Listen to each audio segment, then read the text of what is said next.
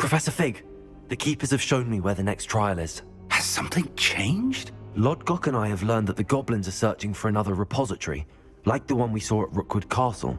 And I discovered that they're building massive drills to help in their search. Professor Fitzgerald seemed very concerned. I see.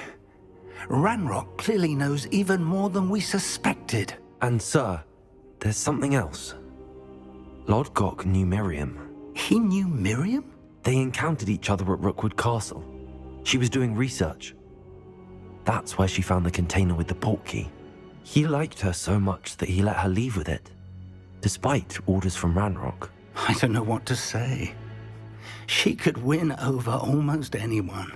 I want to hear more of this. And, in fact, I'd like to speak with Lodgok directly. But we've no time now. Where is the next trial? Believe it or not, it's in the headmaster's office. Incredible. Very well. You'll need the password to get past the stone gargoyle. The headmaster's house elf will know it. I don't know the headmaster's house elf. Will he even speak to me? I imagine he's loyal to the headmaster. He is. So you'll need a disguise. I have just the thing. A Polyjuice potion. You'll look and sound like Professor Black. Wait, doesn't Polyjuice potion require a bit of the person you want to change into? And take ages to brew? It does. So how do you already have Polyjuice potion to change into Professor Black? One never knows when such a thing may come in handy. Let's just say I felt the need to be prepared for anything after my fruitless trip to the ministry on his behalf. Now, time is of the essence. Drink up and I shall explain more.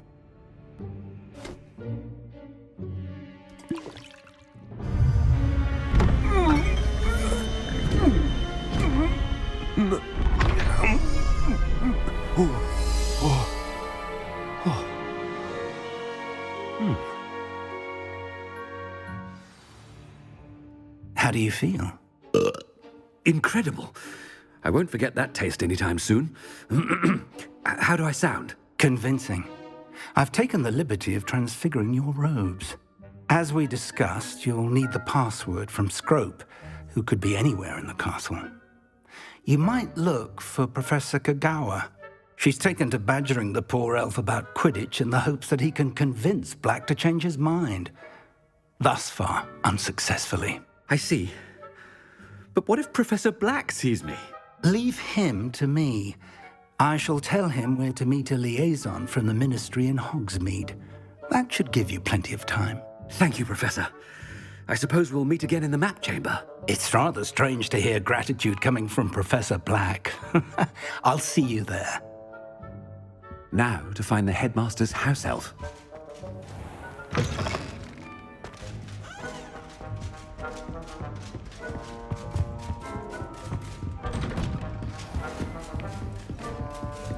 Do you have a moment, Professor? Professor, I was hoping to catch you.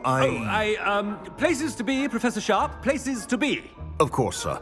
Only, you'd asked me about a particular potion, and I did? I did, yes. Well, spit it out, Sharp. I don't have all day. Probably best not to discuss it here, sir. Really? Why can't we talk about potions here? Seems fine to me. Very well. I've brewed the cure for boils you wanted. I can drop it by your office when it's convenient.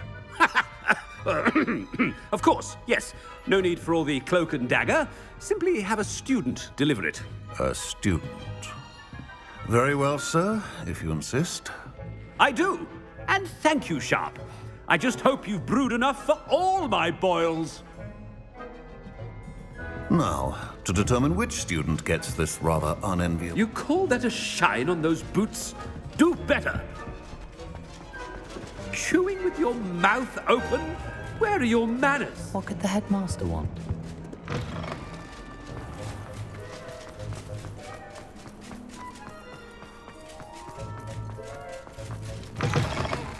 I haven't time for any of you at the moment. None. None at all. Professor Black, how...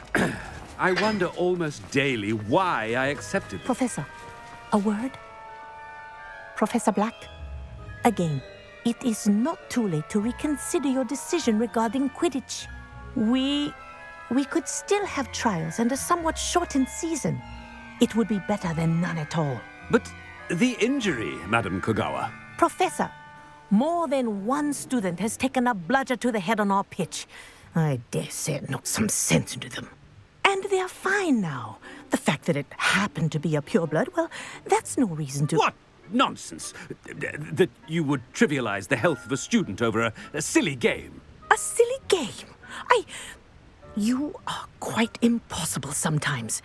Sir, I've a good mind to write to the Department of Magical Games and Sports at the Ministry about you. I should think you'd have better things to do with your time. Now, where's my elf? Good day, Professor.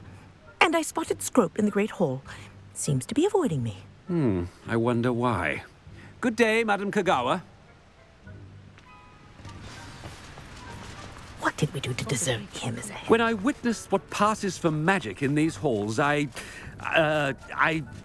simply mourn for the future of the wizarding world. Oh, it's the headmaster, and he's coming this way.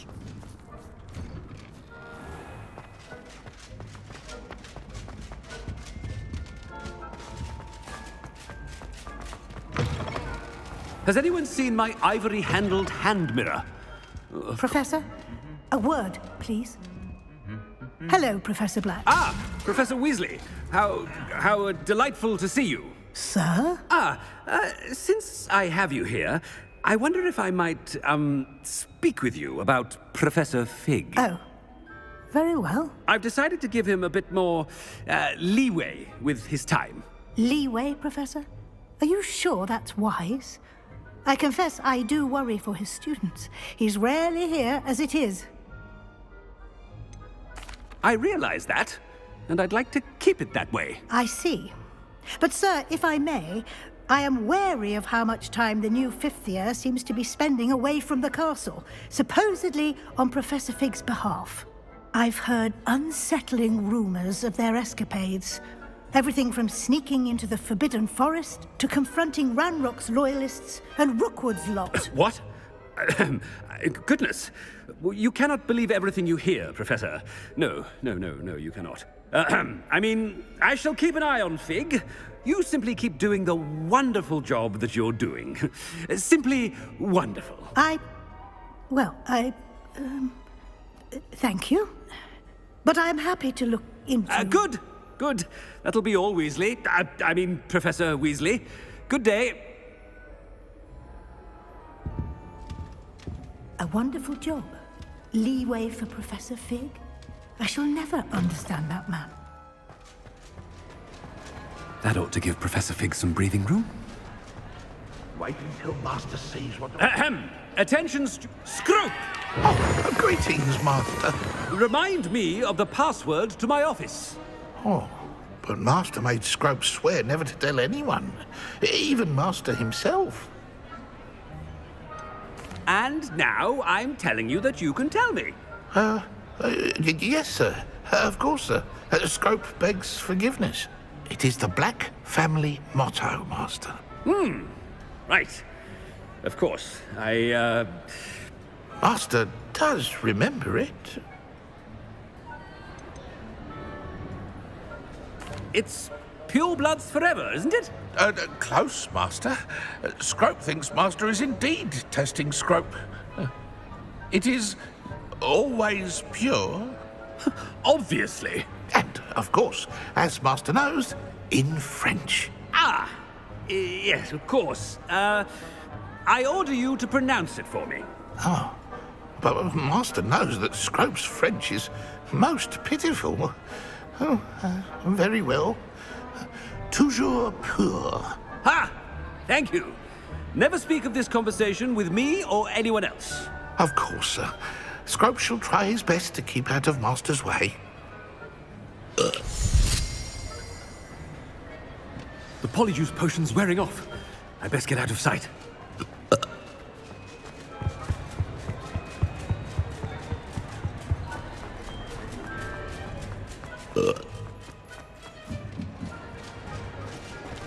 Made it just in time. It's wearing off. Fig was right. I can't believe it worked. Now to speak the password to the gargoyle.